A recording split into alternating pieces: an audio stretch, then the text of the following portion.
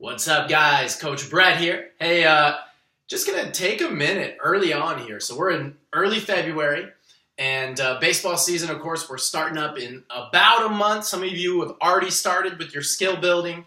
Some travel teams have already started, but for the most part, we're gonna kick it into gear. Mid-March, moving into April. So really excited. I know I am. This time of year is always my favorite time of year, and all of our guys as well. So hopefully it's yours too. So I thought I'd take a minute. I'm getting a lot of questions about preseason gear, right? So bats, all that kind of stuff. But in particular, I'm getting a lot of questions about gloves. So what kind of gloves should I be buying, right? What are good brands? How do I form my glove? How do I break it in? And then I also got some tricks. And a trick that I learned in college that I think is very useful for youth players that I want to teach you, right? So let's dive real quick in, and let's just focus specifically on glove. If you have other gear questions, feel free to reach out to us, to me, to Coach Dave, to Coach Steve, to Coach Mike. We've definitely got some help that we can give you.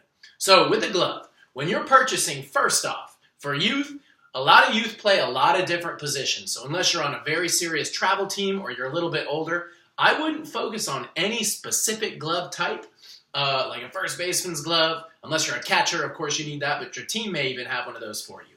I would focus on a glove just like this. So it's kind of like an infield glove. Infield gloves are typically a little shorter, right? And you'll even see some of those middle infielders in the bigs that have gloves that are barely bigger than their fingers.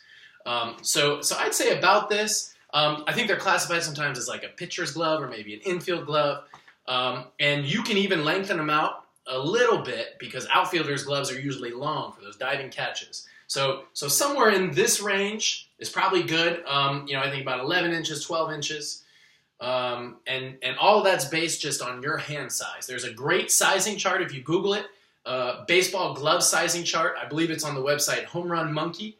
I would take a look at that and kind of measure your hand and your age with that. All right, Wilson. Love this kind of glove. The A2000 series. These ones... fantastic glove. Really can't beat it. The pocket really sinks in well. It's good leather. So these are the gloves I like. Rawlings always makes a good glove as well. And Academa is coming along with their leather. So all those are good. You can't really go wrong. And if you treat a glove right and you spend a little bit on a glove, it can last you a long time.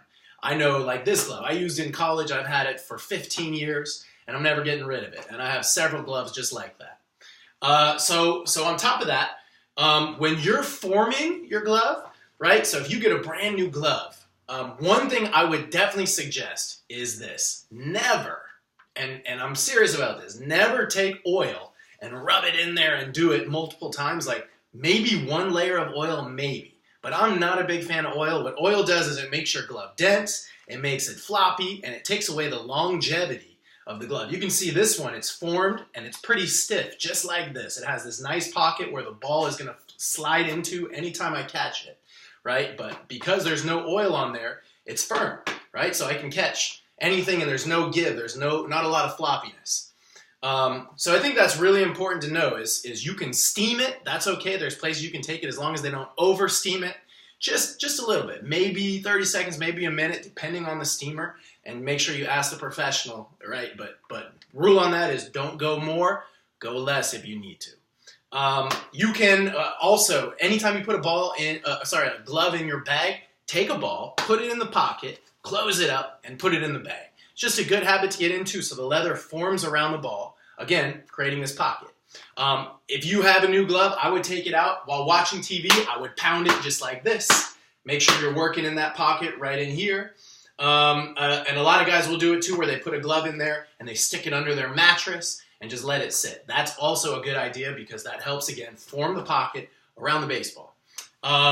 So all those things are helpful, but nothing beats good old catch. And if you get a glove with a month to go in the season, if you can play and catch a ball 1,000 times, maybe with your dad or your brother or your friends, maybe more, maybe up to 2,000, 3,000, 4,000 times, nothing beats good old-fashioned just letting a ball hit the glove and form that pocket.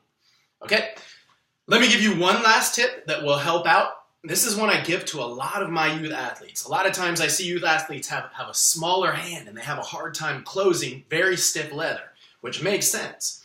So a trick that I learned in college, and was very helpful to me is this. All you do is instead of putting your fingers in the glove finger parts, right, like you should, like you think you should, what we do is we take our pinky and our ring finger and we slide that into the pinky side. Then we take our middle finger and slide it into the ring finger. And then finally with this finger, I leave it out, right? So the final, it looks like this. These two, and they slide right in to the end. This one slides down and this hand out. You can see what that does is it leaves this big old thick gap, right, in this leather, which again allows the pocket to open up. So, and on top of that, you have a much stronger grip to be able to squeeze down on a ball when you're trying to break in that stiff leather, right? So I personally think, I mean, most kids I show to this never go back. For some of them, it feels weird at first, so it takes them some time, but most of the time, many times, right, they'll go to this grip and stick with it, even if it's uncomfortable at first, and they love it. So I would suggest that for you, especially if you're having a hard time squeezing, like many youth athletes do. All right, past that, hopefully this is helpful. Again, if you have any questions whatsoever about gear, about what you should look for in getting in a new glove, if you are position specific and you need advice on a catcher's glove or a first baseman's glove or an outfielder's glove or a pitcher's glove, be sure to reach out because, again, that's what we do. We've done it all our lives, and we can definitely give you some good recommendations. So with that, we hope to see you soon. Of course, we've got summer camps and spring programs that will be coming up, and we hope to see you out there. Have a great start to the year, and we'll see you soon.